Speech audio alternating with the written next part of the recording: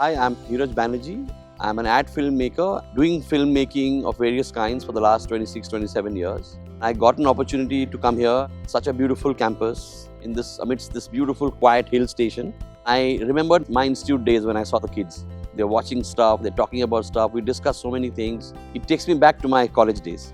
The traditions of filmmaking, the basic principles remain the same. The important thing for the students is to get their principles in order. They should spend more time thinking about what they are doing in terms of developing the script, fleshing it out, before jumping into how to execute it. Because the technology will not cut it.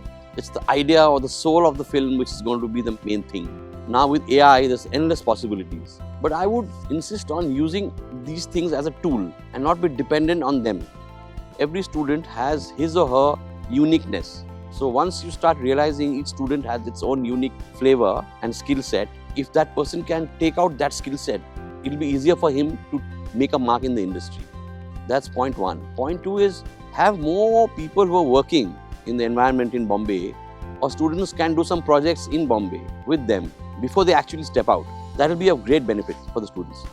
To be a director, to be a writer, you need to know a lot of things.